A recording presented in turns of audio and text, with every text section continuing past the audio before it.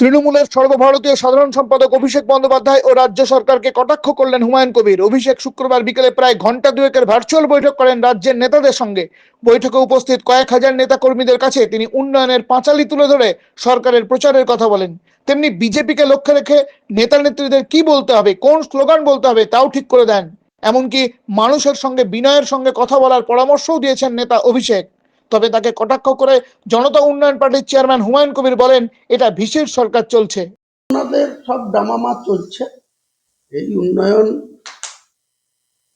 এর পাঁচালির মধ্যে অন্যতম হচ্ছে পাড়াই সমাধান। পাড়াই সমাধানের টাকা কত মানুষের উন্নয়ন হবে আর কত তৃণমূলের ক্যাডারদের পকেটে যাবে সেটা বিডিওরা কি করে আটকাবে, সে ব্যাপারে গুরুত্ব আরোপ করুক। কারণ যারা ভোট দিয়ে তৃণমূলকে ক্ষমতায় এনেছিল তাদেরও বুথে 10 লাখ, আর যারা বিরুদ্ধে ভোট দিয়ে বিজেপির হাত শক্ত করেছে তাদেরও বুথে 10 লাখ।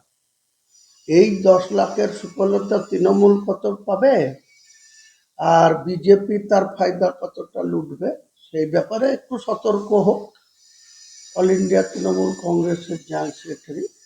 আর গোটা সরকারটাই তো ভিসিতে চলছে। বিডিওর কাছে যান বলবে ভিসিতে ব্যস্ত আছে, ওসির কাছে যান বলবে ভিসিতে ব্যস্ত আছে। আইন শৃঙ্খলা দেখার তাদের সময় কোথায়? সবই তো ভিসি। ভিসি এসেছিল শুধুমাত্র যখন করোনা এসেছিল।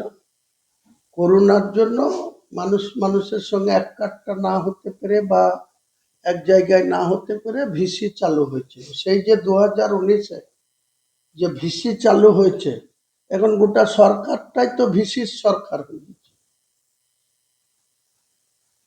হবে